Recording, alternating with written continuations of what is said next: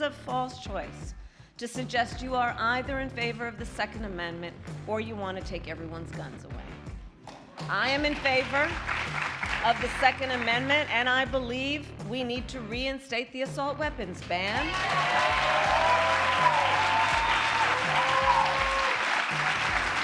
And pass universal background checks, safe storage laws, and red flag laws. I guess someone on Kamala's campaign decided that she really needed to get her face out there more as the gun czar for the White House Office of Gun Violence Prevention. Because in Joe Biden's words, she's the boss. Keep it going, boss.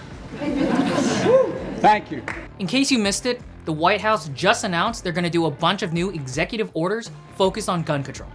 Just to start off, we've got them going after 3D printed guns, Glock switches, more background checks, and red flag gun confiscation orders. Also, it seems like Kamala Harris might have invented a brand new form of gun control.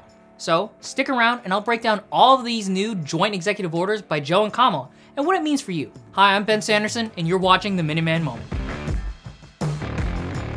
But before we get into the video, I wanted to take a second to remind you to register someone to vote in this election. Normally, we use this part of the video to let you know about upcoming events or how to get involved with GOA. But this election is so important that I'm just gonna take this time to ask you to commit your time to help others register and get out to vote this November. And it's important to realize the power you have as a voter, and additionally, the power of bringing others with you to exercise your rights. For example, take Brandon Herrera's race in Texas. During this race, Herrera lost by 354 votes. In his district, there's 351 voting precincts. That means if just 2 additional people in every precinct had turned out for Herrera, he would have won the election handedly. We must keep radical gun grabbers like Kamala Harris and Tim Walz out of the White House this November. So join us in bringing out the vote for the Second Amendment. Okay, back to the video. Less than 2 months from the election, and the White House decides to release a whole host of new gun control. Guess the Kamala campaign really needs that sweet, sweet anti-gun funding. Because obviously, their billionaire donors gotta get their money's worth, so what are they gonna go with? More background checks, more red flag laws, and even combining red flag laws and background checks. But it doesn't stop there. They're also targeting 3D printed firearms, and they want to refund the ATF after a massive win defunding them. How are they doing this?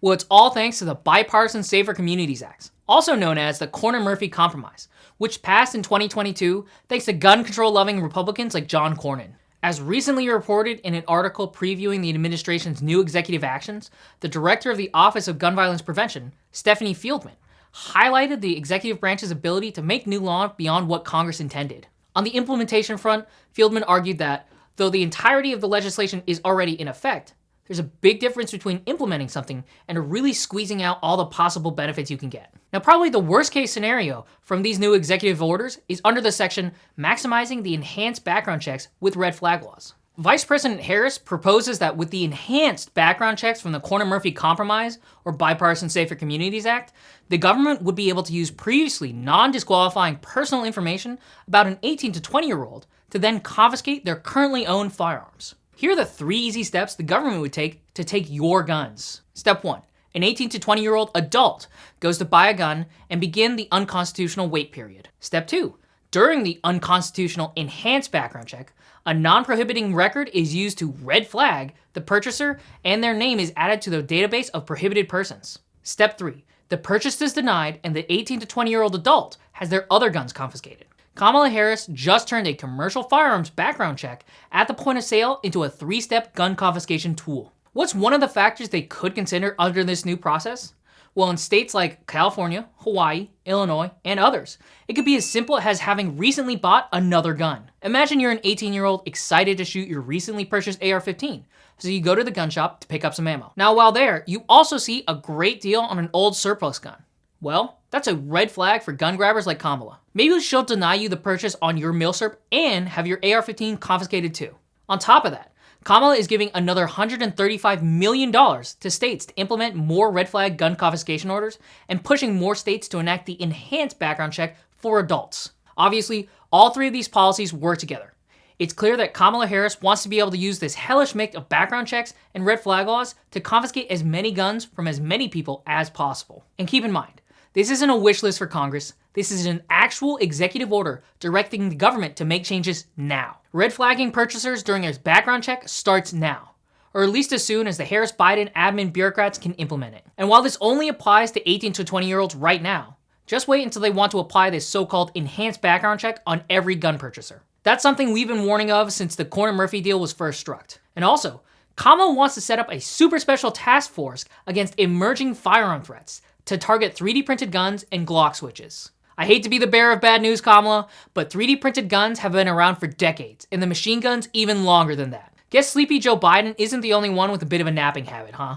What's worrying about this task force is they want to take from different federal agencies and departments to create a bureaucratic nightmare to fight. Now, Kamala Harris ends the press release with another screech for common sense gun safety legislation.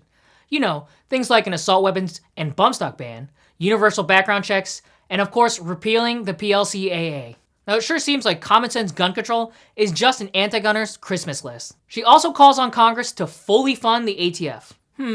I wonder what cool and awesome organization helped make it so that the ATF wasn't fully funded. But in case you missed it, Kamala Harris's request is a direct response to the historic ATF budget cuts that GOA was able to secure in the 2024 funding bill. But these are also warning signs that a Kamala Harris administration would definitely want to expand the ATF's authority to target gun owners. And finally, we have the administration claiming to be responsible for the drop in violent crime.